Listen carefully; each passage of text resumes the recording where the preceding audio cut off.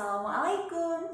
Halo siswa-siswi SMPIT Insan Sejahtera. Bagaimana kabar kalian di rumah? Mudah-mudahan selalu dalam keadaan sehat walafiat dan dalam lindungan Allah Subhanahu wa taala ya.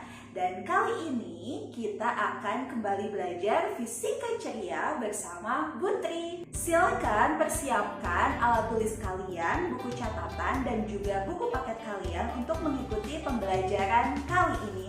Dan ini yang perlu kalian garis bawahi, pikiran dan juga hati yang terbuka supaya kalian bisa menerima pelajaran dengan maksimal. Yuk kita simak video pembelajarannya. Kita akan membahas tentang zat, wujud zat, dan perubahannya. Tapi sebelumnya, apa sih tujuan pembelajaran pada hari ini?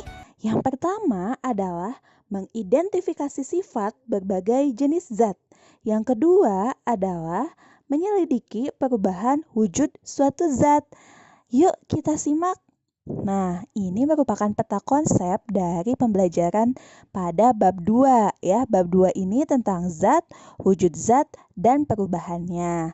Nah, tapi sebelumnya Ibu harap kalian tidak melupakan bab 1 kemarin ya. Kita sudah belajar besaran, satuan, sampai membaca alat ukur seperti mikrometer sekrup, jangka sorong, hingga penggaris. Yuk kita lihat dulu secara sekilas tentang peta konsep. Nah, di sini ada sifat, kemudian ada sifat ekstensif yang meliputi volume, massa, hingga nantinya itu menghasilkan massa jenis. Kemudian ada sifat intensif yang terdiri dari sifat fisis dan sifat kimia. Tapi sebelum kita mempelajari apa yang ada di dalam peta konsep ini, masihkah kalian ingat apa itu pengertian materi dan zat sebenarnya? Jika kalian ingat-ingat nih, di SD kalian pernah mempelajarinya loh. Oke, materi. Materi adalah segala sesuatu yang menempati ruang atau memiliki volume dan mempunyai massa. Misalnya apa? Misalnya sebongkah kayu. Ibu gambarkan ya, misalkan ini adalah sebongkah kayu atau balok kayu seperti itu. Nah, balok kayu biasanya dia pasti mempunyai volume atau menempati ruang. Volumenya bagaimana? Ya karena bentuknya balok berarti kita bisa mencari tahunya dengan cara mengkalikan panjang kali lebar kali tinggi. Kemudian massanya bagaimana? Kayu ini mempunyai massa jika kita menimbangnya dengan apa? Masih ingat alat untuk mengukur massa?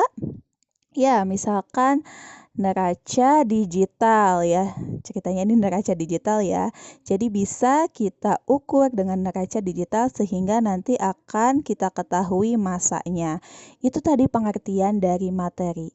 Selanjutnya ada yang disebut dengan zat. Apa sih zat itu? Zat adalah materi yang hanya tersusun dari suatu jenis zat. Nah, ini biasanya juga disebut sebagai zat murni ya. Jadi memang dia itu hanya satu jenis zat saja gitu. Jadi murni hanya satu seperti itu. Contohnya apa? Ada yang bisa memberitahu? Atau kalian bisa cari tahu sendiri ya. Contohnya apa sih zat itu atau zat murni itu? Nah, kemudian zat ini dikategorikan berdasarkan wujudnya itu ada 3 ya.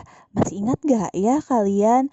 Ada zat padat ya, ada cair, satu lagi apa?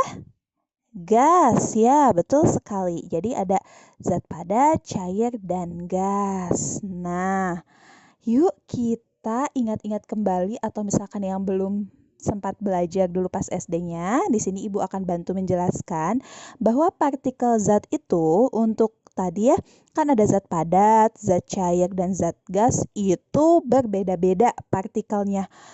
Tapi sebelumnya apa sih partikel itu, Bu? Nah, partikel itu adalah komponen terkecil yang menyusun dari suatu zat itu sendiri. Nah, di sini ada ilustrasi. Coba kalian lihat ya.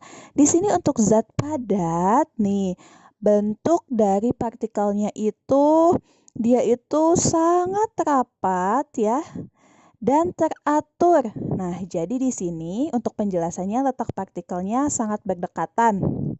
Ya, susunannya bagaimana? Sangat teratur. Ini untuk zat padat ya.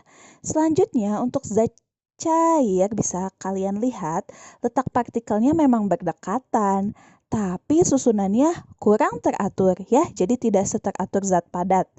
Nah, ini nih untuk zat gas, dia itu letaknya sangat berjauhan ya. Tuh kan pada jauh-jauh dan sangat tidak teratur. Nah, kemudian kita lihat lagi di tabel, gaya tarik partikel. Di sini dinyatakan sangat kuat. Kenapa gaya tariknya sangat kuat? Bisa dilihat dari letaknya yang memang dekat sekali ya. Kemudian untuk gaya tarik partikel zat cair, dia itu kurang kuat ya dibanding dengan zat padat. Apalagi untuk zat gas, dia itu sangat lemah untuk gaya tarik partikelnya. Kemudian ini di tabel juga dijelaskan tentang gerak partikel. Nah, gerak partikel dari zat padat ini sangat tidak bebas ya. Mau bebas bagaimana ya? Di sini letaknya sangat berdekatan.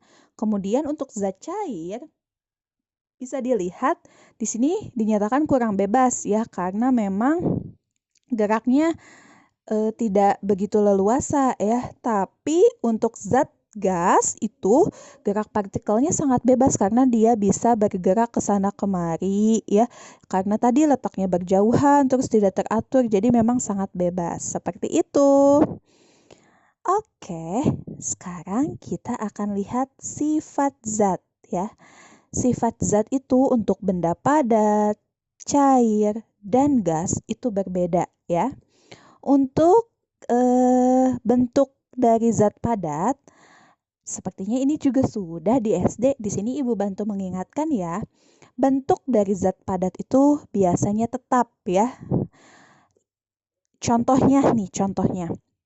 Ketika kita memasukkan kelereng ke dalam sebuah piring, ini ceritanya piring ya. Nah, ketika dimasukkan, ya bentuknya tetap kan kelereng bulat seperti itu. Tapi kalau zat cair bentuknya itu mengikuti wadah. Contohnya apa? Air. Ketika kita memasukkan air ke botol, nah maka air tersebut akan mengikuti bentuk botol. Begitu juga dengan zat gas. Dia akan mengikuti bentuk wadahnya ya. Contohnya apa? Contohnya adalah balon ya. Nah, balon itu kan kita isi gas. Nah, ya berarti nanti bentuknya akan mengikuti balon. Baik itu bentuk balonnya yang berbentuk bulat, kemudian juga huruf-huruf seperti itu ya. Selanjutnya dari segi volume. Nih, dari segi volume, zat padat itu tetap ya. Ketika misalkan tadi kelereng dimasukkan ke piring, ya volumenya tetap. Zat cair juga sama ya. Nah, tapi zat gas itu tergantung pada tempatnya ya. Jadi volumenya itu tergantung tempatnya. Ini contohnya seperti ini ya. Kalau zat cair itu kan ketika dipindahkan akan mengikuti wadahnya tuh, tapi untuk volumenya tetap tidak akan berkurang. Tapi kalau misalkan zat gas tadi ya tergantung pada tempatnya. Misalkan ketika kita pindahkan nih udara dari balon yang besar ke balon yang kecil, maka gas itu kan sebagian akan hilang. Jadi volumenya itu tergantung pada tempatnya. Kemudian di sini ada kompresibilitas atau pemampatan. Maksudnya apa sih pemampatan itu? Jadi memang mampat ya. Jadi di sini tidak dapat dimampatkan. Seperti itu ya. Kemudian untuk zat cair sulit untuk dimampatkan. Nah, sedangkan zat gas mudah dimampatkan. Seperti itu ya. Kemudian di sini juga ada massa jenis. Umumnya mempunyai massa jenis yang besar untuk zat padat. Sedangkan zat cair mempunyai massa jenis yang sedang. Zat gas mempunyai massa jenis yang sangat kecil. Kemudian yang terakhir ada kemudahan mengalir. Zat padat ya tidak mengalir dong ya, sulit untuk mengalir. Zat cair dapat mengalir dan zat gas juga dapat mengalir. Lantas tabel ini untuk apa, Bu? Sebenarnya tabel ini bisa digunakan kalian saat saat mempelajari bab selanjutnya atau materi selanjutnya. Jadi harap bisa dipahami dan diingat ya. Oke, selanjutnya kita akan mempelajari tentang perubahan wujud zat. Di sini Ibu menunjukkan diagram ya, bisa kalian lihat. Ada zat padat dengan partikel yang berdekatan dan sangat rapi. Kemudian di sini ada zat cair dan juga ada zat gas seperti itu. Oke ya, di sini zat padat berubah menjadi zat cair. Bisa kalian lihat ini tanda panahnya ke sini. Disebut proses apa? Mencair ya. Sebaliknya, dari zat cair ke zat padat disebut membeku. Kemudian kita ke sebelah sini dulu ya. Zat cair berubah menjadi zat gas, prosesnya disebut menguap. Zat gas berubah menjadi zat cair, namanya mengembun. Nah, di sini ada lagi nih. Zat gas berubah menjadi zat padat. Di sini ada mengkristal. Nah, nama lain dari mengkristal ada juga nih istilah bisa kalian ingat ya. Namanya itu adalah deposisi. Di buku maksudnya di buku paket kalian itu namanya deposisi ya. Kemudian dari zat padat ke zat gas itu namanya menyublim. Seperti itu. Ibu harap kalian bisa mengingatnya ya. Sekarang kita coba mengerjakan latihan soalnya. Nah, perhatikan gambar di bawah ini. Coba kalian perhatikan ya. Berdasarkan diagram perubahan wujud zat, nomor 1 dan 3 menunjukkan peristiwa. Yuk kita lihat nih di sini. Nomor 1 itu perubahan dari gas ke padat. Ada yang masih ingat apa sebutannya bagi proses perubahan gas ke padat? Ayo, ada yang masih ingat? Ya, dia itu mengkristal ya. Atau apa tadi? Atau deposisi ya. Jadi perubahan dari gas menjadi padat itu deposisi. Ibu sekarang mau minta contohnya nih. Peristiwa mengkristal itu apa ya contohnya? Nah, contohnya pada pembentukan jelaga pada cerobong asap atau pada proses pembuatan garam. Itu mengkristal ya. Nah, ini nomor 1. Sekarang nomor 3 nih. Nomor 3 itu menunjukkan peristiwa. Nah, di sini dari cair ke gas. Nah, ayo, masih pada ingat gak? Dari cair ke gas itu disebut peristiwa apa? Peristiwa menguap. Contohnya apa, Bu? Contohnya ketika kalian itu memasak air, kemudian airnya itu berkurang. Nah, itu ada proses menguap ya. Selanjutnya, ini latihan soal. Nih, di sini perubahan yang sedang terjadi saat air laut terkena sinar matahari adalah, nah, air laut itu kan zat cair ya. Kemudian ada sinar matahari. Seperti itu. Nah, ini laut, ada sinar matahari. Kan berarti ini cair. Nah, ketika ada sinar matahari kan panas ya. Berarti dia itu ada proses apa nih? Dia itu prosesnya itu adalah sama dengan yang tadi ya, menguap seperti itu. Jadi ada proses menguap karena di sini ada bantuan sinar matahari ya, sehingga zat cairnya itu berubah menjadi gas ya. Jadi jawabannya menguap. Dan ini latihan soal yang terakhir ya. Coba dibaca dulu soalnya. Berdasarkan gambar perubahan wujud di samping, manakah yang menggambarkan zat cair dan zat gas? Coba identifikasi nih.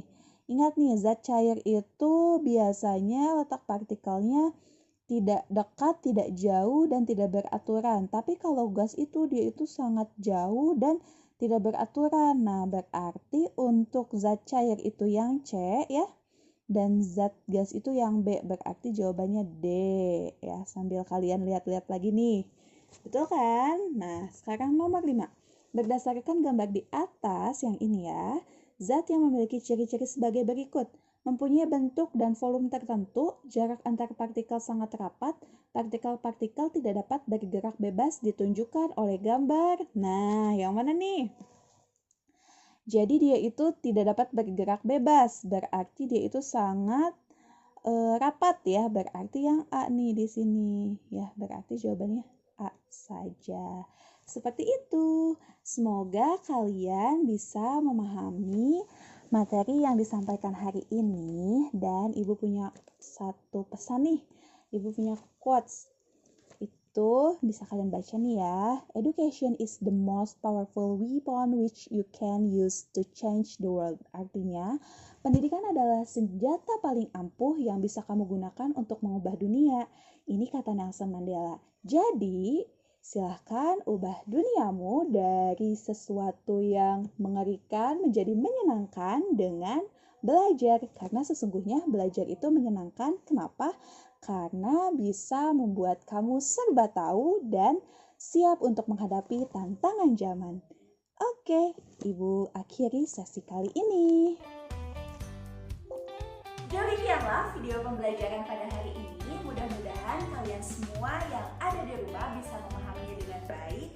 Dan jika ada materi yang belum dipahami atau tidak dimengerti, kalian bisa langsung bertanya kepada Ibu melalui pesan WhatsApp. Ibu tutup, bila kita hidayah. Wassalamualaikum warahmatullahi wabarakatuh.